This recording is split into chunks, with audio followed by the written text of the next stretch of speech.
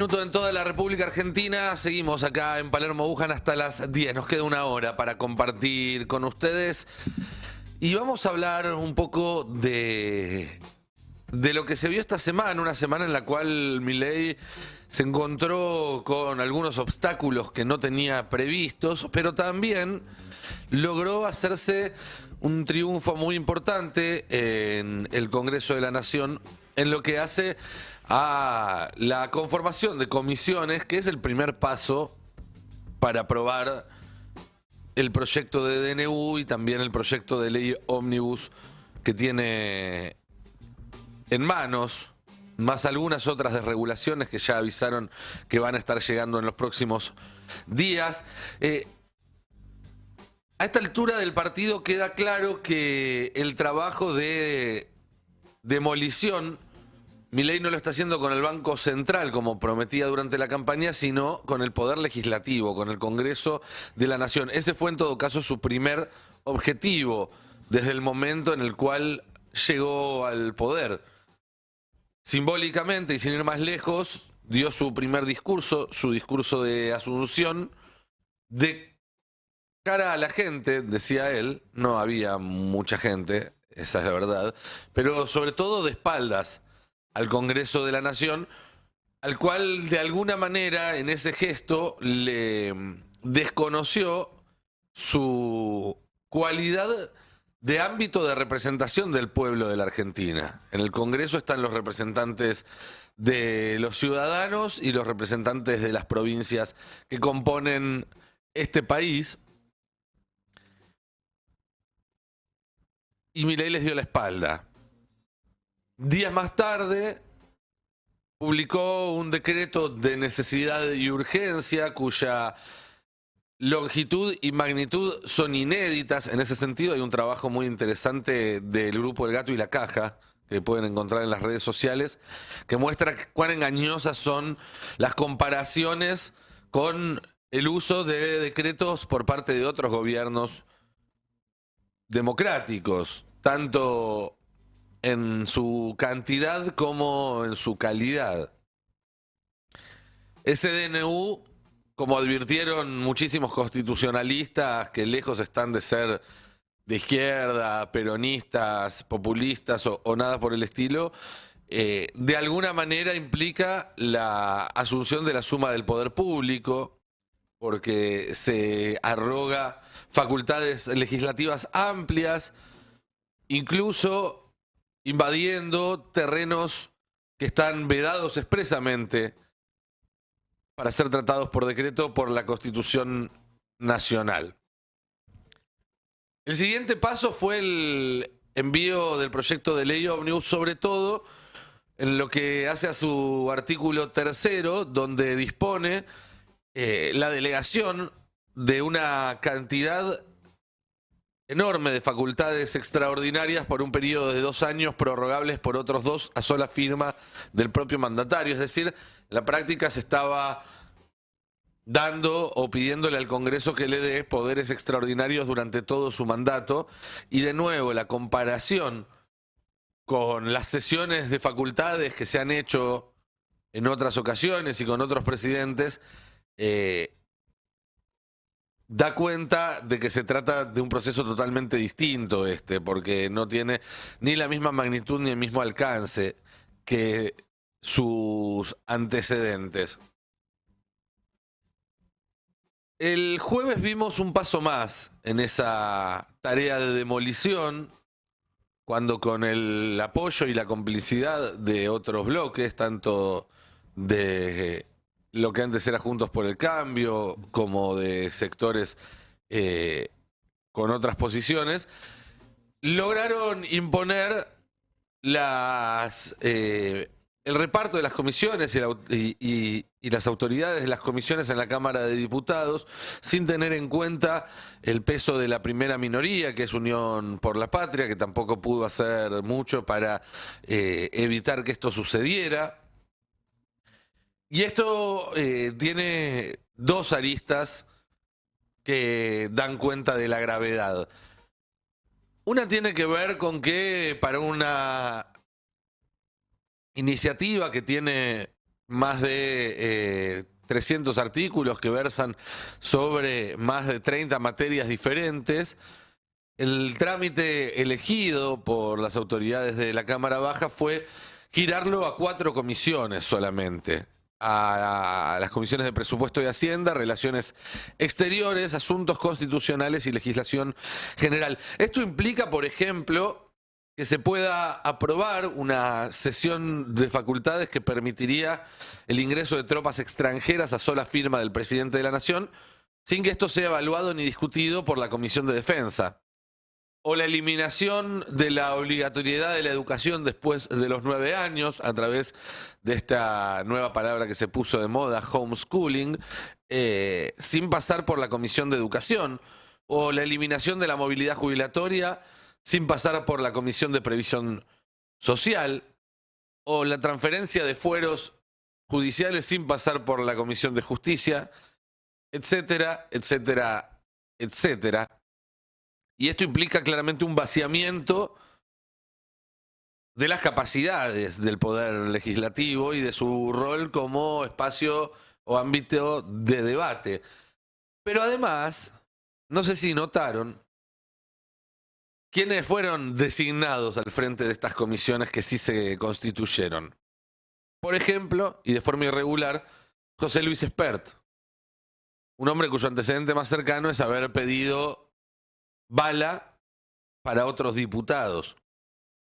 Por ejemplo, en la Comisión de Relaciones Exteriores, a Fernando Iglesias, un agente provocador de la derecha, sin muchos méritos más que su verborragia en redes sociales. Y la pregunta es, si vos sos un oficialismo en minoría buscando construir consensos para aprobar leyes que son, según tu propia caracterización, urgentes, necesarias, imprescindibles para que la Argentina no caiga en una crisis de proporciones bíblicas, ponés al frente de las comisiones a personas con muñeca política, contactos con otros bloques, puentes abiertos para tratar de sumar voluntades, o ponés a 2 payasos que se pongan a cortarle el micrófono, hacerse insultar e insultar a sus compañeros y generar escándalo. Pues daría la sensación de que lo que están buscando es esto último, es escándalo. Es provocar que el Congreso de la Nación se vuelva un circo para tener una excusa más para cerrarlo, para pasar sobre él, para gobernar dejándolo de lado. Y ahora nos enteramos a última hora del viernes que estas 4 comisiones, además de ser pocas, cuando empiecen a sesionar, van a poder tener la presencia de funcionarios del Ejecutivo que deberían explicar el pormenor de las reformas propuestas, pero que van a poder hacerlo por Zoom, ni siquiera van a ir a dar la cara, y que las preguntas las van a recibir previamente por mail, es decir, que los diputados van a tener que avisarle a los ministros qué le van a preguntar antes de que se haga la sesión. Es un vaciamiento del poder legislativo como no se ha visto en 40 años de democracia, esto hay que decirlo, y que cuenta con la complicidad de los protagonistas de esto, de los diputados, de los senadores. Esto no es contra el peronismo, contra el kirchnerismo, contra Unión por la Patria, contra los zurdos, contra el comunismo. No, esto es contra uno de los 3 poderes constitucionales del Estado argentino, y todos y todas aquellos y aquellas que fueron honrados por el voto de sus compatriotas para ocupar un lugar en esa cámara, en esas cámaras, debería estar alarmado por lo que está sucediendo, pero no. Vemos a diputados del oficialismo y a macristas que hoy en día ya están más convencidos que los propios de La Libertad Avanza, que se prestan como idiotas útiles a toda esta maniobra y rosquean para que se aprueben leyes que ellos leyeron al mismo tiempo que nosotros, que les llegaron al correo después de haber sido confeccionadas por los principales estudios de abogados de la City a pedido de grandes empresas, algo absolutamente indigno, además de inconstitucional.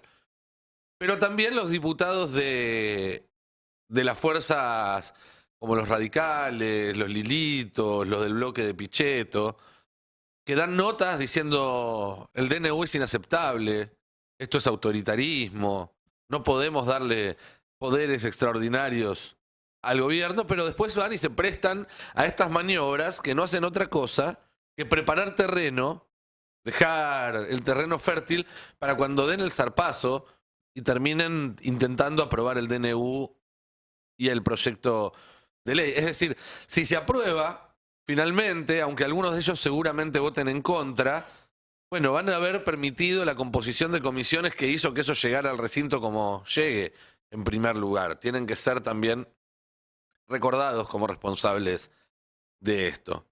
Y el peronismo que, insisto, no logra encontrarle el agujero al mate, no encuentra la forma de detener que esto suceda. Hasta ahora no pasó en el Senado, no pasó en la Cámara de Diputados, donde, más allá de lo que se diga antes, en el momento que las papas queman, todos los votos que no están ni de un lado ni del otro terminan cayendo para el lado del oficialismo.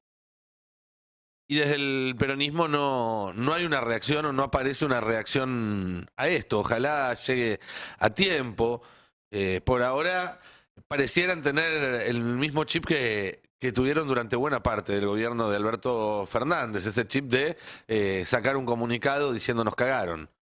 Bueno, va a hacer falta un poco más que eso, teniendo en cuenta lo que está en juego. Y sobre todo teniendo en cuenta que de esas filas de diputados, de senadores del peronismo, es de donde tendrán que salir los dirigentes de la próxima camada, los que hagan el recambio generacional. Dirigentes que con mucho derecho dentro de 3 años nos van a pedir el voto para ser intendentes, gobernadores o alguno hasta piensa en ser presidente. Bueno, el momento de empezar a demostrar es ahora.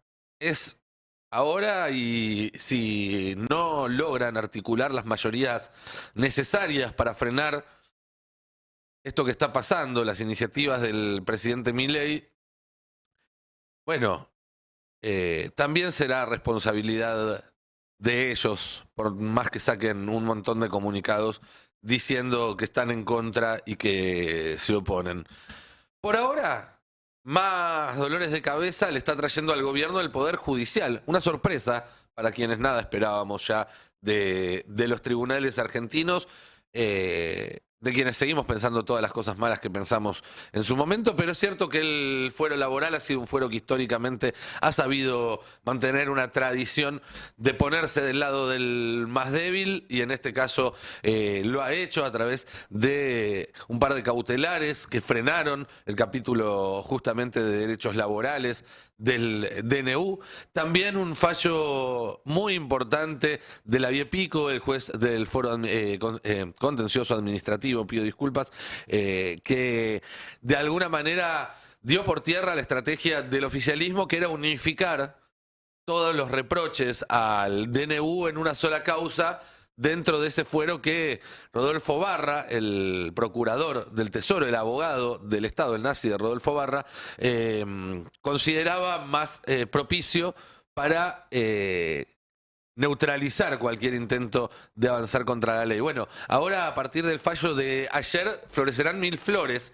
Habrá tantas cautelares y amparos contra este DNU como personas o colectivos se sientan afectados, y cada tribunal, cada cámara deberá finalmente dar una posición hasta que en algún momento la Corte Suprema de Justicia de la Nación, cuando termine la feria, tome el caso de La Rioja, el caso de Quintela, que cuestiona la totalidad del DNU, y termine de decidir si esto va a prosperar o le pone finalmente una última palada de tierra para dejarlo bueno, fuera de servicio, para que no valga. Cabe decir además que si el Congreso rebota el DNU, todo lo que sucedió mientras el DNU estaba en vigencia sigue vigente.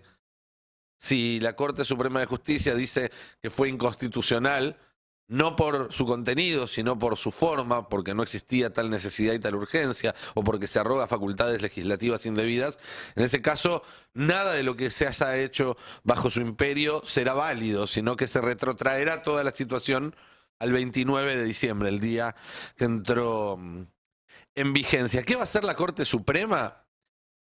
Es una excelente pregunta. Entiendo que la decisión de esperar a que la feria tenga su curso tiene que ver también con darse unas semanas para no estudiar el expediente, que es bastante claro y bastante transparente, sino ver cuál es la reacción social, cuál es la situación del gobierno cuando llegue el momento, su debilidad, su fortaleza, la aceptación o no de las políticas económicas, el éxito o no de esas políticas, si empiezan a domarse las variables o amenaza todo con salirse de cauce. Y hay un dato que es insoslayable en todo esto y que debe incluirse en la ecuación. Y de hecho así lo hacen quienes toman decisiones al más alto nivel, que es que es conocida públicamente la aspiración de Horacio Rosati, titular de la Corte Suprema de Justicia, a presidir la Argentina. Rosati es un político antes que un juez. Fue intendente de Santa Fe, fue ministro de Justicia de Néstor Kirchner y tiene aspiraciones políticas, y eso lo saben todos los que han trabajado con él, han lidiado con él, se mueven por sus círculos, con lo cual es probable también que el termómetro de la Corte Suprema esté manejado por una mano que está pensando un poco en el futuro del país y otro poco en su propia carrera profesional. Sin embargo, más allá de el Congreso y del Poder Judicial, lo que verdaderamente va a dictar la suerte de este gobierno es la economía, está claro. Y en ese sentido, Milei sabe que está corriendo contra el tiempo. Hay en este momento un consenso muy amplio entre empresarios, políticos, las personas que están a cargo, lo que se conoce como el Círculo Rojo, de que entre febrero o marzo se va a llegar a una situación que va a obligar a algún tipo de fusible político para seguir adelante con los planes económicos.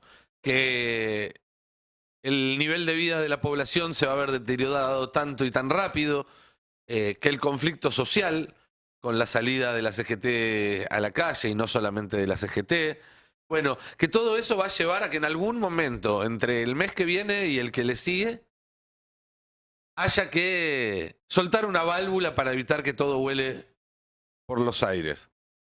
Y no todos están seguros de que vaya a ser suficiente. O en todo caso, se preguntan cuál va a ser esa válvula, qué tamaño va a tener esa válvula, hasta dónde va a llegar la crisis. ¿Se va a cargar a un ministro? ¿Alcanzaría con correr a Caputo y poner un reemplazo? ¿Alguno de ustedes se preguntó por qué Sturzenegger no acepta ningún cargo?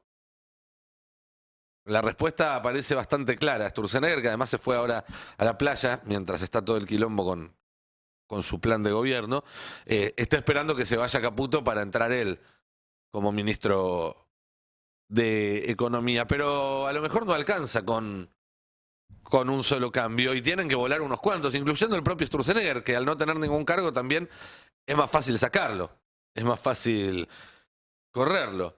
Pero hay quienes dudan si incluso cambiar a todo el equipo de gobierno, a todo el gabinete, puede resultar insuficiente.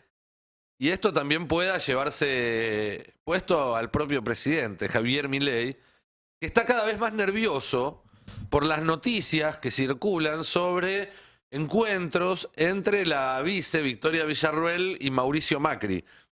Yo estuve en los últimos días tratando de averiguar más al respecto. Y tengo que decirles algo, no pude confirmar que esos encuentros hayan sucedido, no encontré todavía fuentes fidedignas que me lo confirmaran.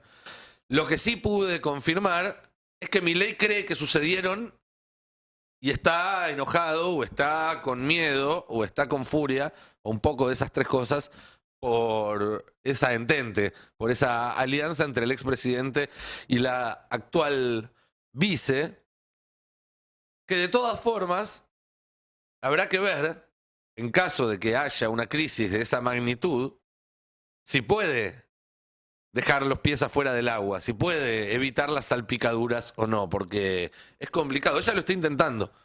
No sé si notan que está callada, no da una sola nota, no opinó sobre el DNU, no salió a apoyar el proyecto de ley ómnibus. ¿Por qué? Porque una de las posibles causales de un juicio político es el artículo 29 de la Constitución, del que les venimos hablando, que habla de traición a la patria, aquel que facilitare la suma del poder público. Ella sabe que si sale a hablar a favor de esto puede quedar pegada. Por eso no dice nada. Porque va a tratar de zafar, porque tiene su propio proyecto de poder. Pero insistimos, cuando te pican el boleto es muy difícil despicarlo. Entonces es muy finito el borde. Y no sabemos si la marea se lleva un ministro, varios ministros, al presidente y la vice. Como tampoco tenemos manera de saber que esa marea no se vaya a llevar puesta los 40 años de democracia.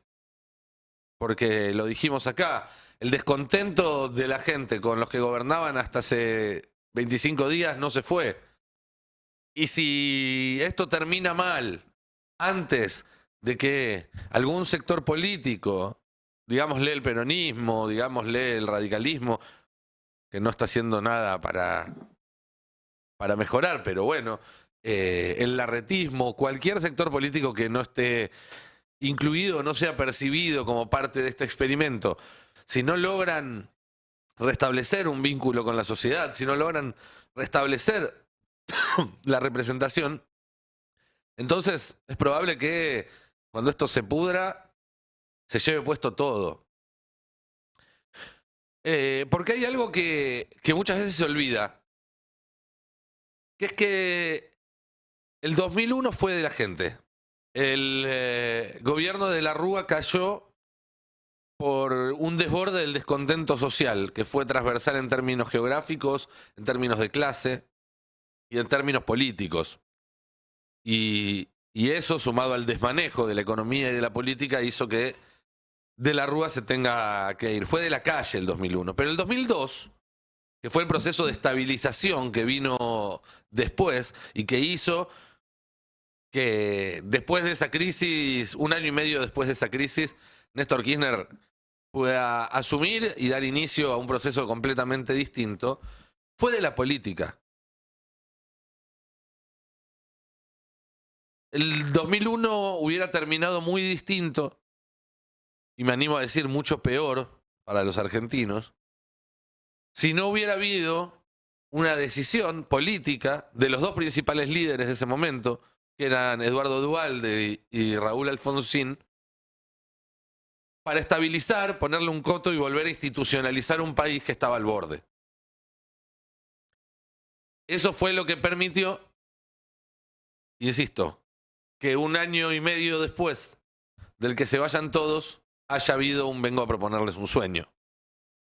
Probablemente no era lo que imaginaban ni Alfonsín ni Duhalde, pero tuvieron responsabilidad política de hacer lo que había que hacer en el momento adecuado, y por eso Argentina, después del 2001, pudo reencauzar sus instituciones, tener muchos años más de democracia y además iniciar un proceso económico virtuoso, el más virtuoso que conocimos en los últimos 40 años. Es decir, va a ser la calle, va a ser la gente con el bolsillo la que termine de picarle el boleto a este gobierno cuando los aumentos sigan llegando sin ningún tipo de control, cuando la calidad de vida se haya deteriorado más allá de lo soportable, y eso está pasando muy rápido. Pero si detrás de eso no viene la política a ordenar, nada nos garantiza que no sigamos en una espiral descendente hacia situaciones de más violencia, de más autoritarismo, de más desigualdad. Hoy no veo a nadie haciendo la tarea de la política.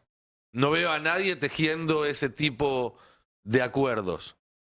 Y el reloj corre para ellos también. Corre, mejor dicho, para nosotros también. si la política no empieza ahora a dejar de lado mezquindades, a dejar de lado cálculos, a dejar de lado internas, a dejar de lado rencillas, y se pone decididamente del lado de la democracia, de la institucionalidad, de volver a darle a la sociedad argentina una vida más digna, entonces lo que estamos viviendo ahora, con todo lo doloroso que resulta, con todo lo horroroso que resulta, puede ser no más que el prólogo de una historia de terror mucho más larga y mucho más terrible.